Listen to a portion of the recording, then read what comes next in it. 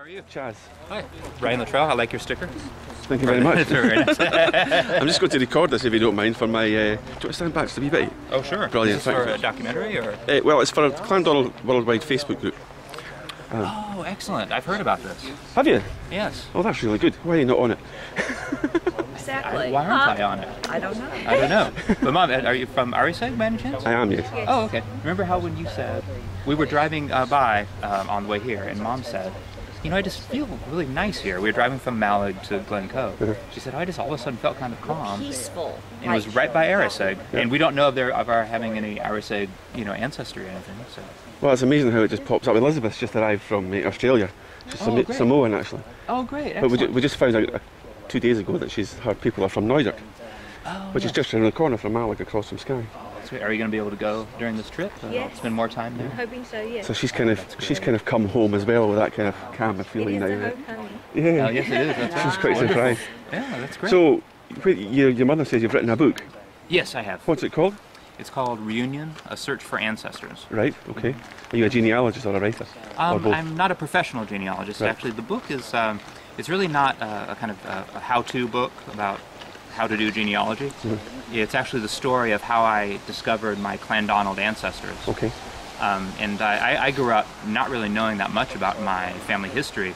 My grandmother's maiden name is MacDonald, and I figured, oh, that means we must be from Clandonald. But in my family, we had really lost that connection in terms of family stories and that kind of thing. I was only actually able to trace my family back to the late 1800s in Missouri. Right. And they hit brick wall. Hit a brick wall, exactly, Yeah. and that's the way it has always been. But now with the use of DNA and also online resources, Ancestry.com, that kind of thing, I was able to make a connection and discover that I'm descended from the MacDonalds of Glencoe. Right. And one of the biggest helps was actually, it's through Clandonald. It's the Clandonald DNA Project. Yep. It's a wonderful resource, and I definitely recommend it to anyone. And through that, the DNA Project, all of a sudden I found my uncle, who was a male MacDonald, matching all these other men, right, all of whom could trace their ancestry to Glencoe. Yeah, right. And so I decided, well, it might be nice to just kind of tell the story of this, and that's how the book came into being. So did you get further than Missouri in the end? Much further. All right. Yeah, I was ultimately able to trace my family back to the 1760s in Virginia. Right.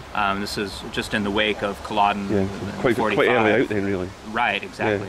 Yeah. They were one of the first. My ancestors on the MacDonald side were some of the first Highlanders to actually leave.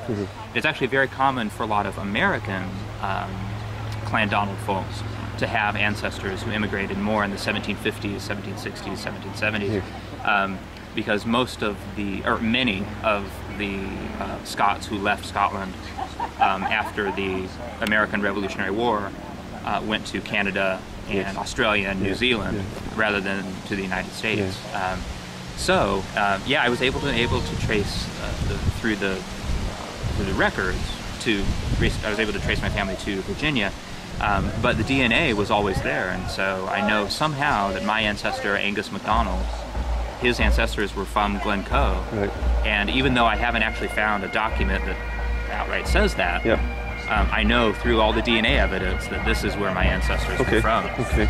Do you know when he left? We don't know for sure. No, you won't know what boat either then. Well, yeah, we don't know for sure. It's likely that it was between 1747 and 1765, which is when my ancestor first appeared in the records. We know that his uncle came over as an indentured servant in 1748. Right. So that's right in the wake of the 45. An indentured servant? As an indentured servant. Right? Slave, in other words. It was essentially slave labor. And, it was quite common in those days, actually. People don't realise that. Right, and they were essentially, treated almost like property. I mean, it wasn't slavery, but it was. It was a very, very tough life, and they had a very tough time of it here in America. I believe they usually served 7 years. I believe that was the norm, something like that. But he, the uncle of my ancestor, ended up being a prominent soldier in America. Right. He served in the French and Indian War, 7 Years War, and ended up actually being a close friend of George Washington's. Right. Okay. So he rose from indentured servant to confidant of George Washington. Yep. Not unusual for Highlanders, actually. No, it's something I've noticed a lot. How many Highlanders became very successful in all different fields, the arts, the military especially. But it's really remarkable. So many of them came to America, Canada, Australia, etc., really with nothing, and they were able to build a life for themselves. It's quite a testament, actually, I think. Well, it is, yeah. I mean, I think the ones who went out earlier, a lot of indentured servants or slaves weren't obviously that well off, but some of the people who went early were the ones who actually had money here, be it a little bit of money, and they could afford the passage quite early. Right.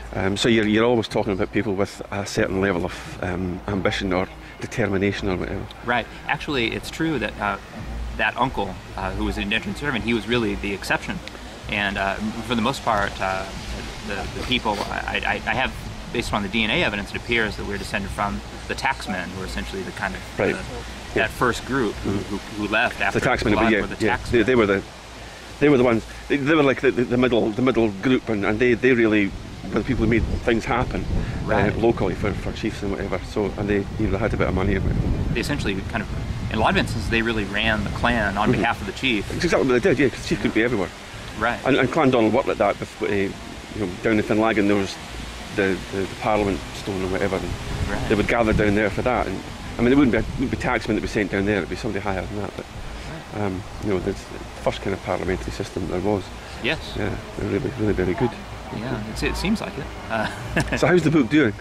It's doing very well. I've been very happy with it. I've been fortunate enough to get a lot of support from Clandonald people. I've gotten emails and Facebook messages from people who say, I'm descended from the MacDonalds also, and this part of a lot of little different parts of the book I think are appeal to different people. Part of the book is about Scottish history, and part of the book also is about my kind of telling how I uncover these connections. So some people like the genealogy part of it more. A lot of other people like the Scottish history part of it more.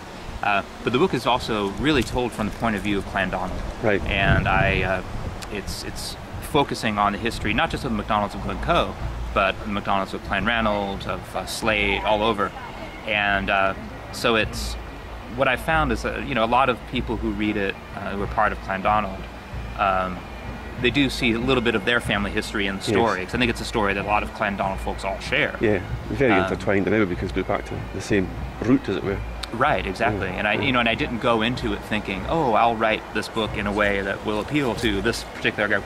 I was just telling my family story. And it turns out that my family story is very much like a lot of people's family stories. So even though it was never a goal of mine to try to write it in a certain way, it turns out that a lot of people relate to it just because it is such a common, that common thread that we share.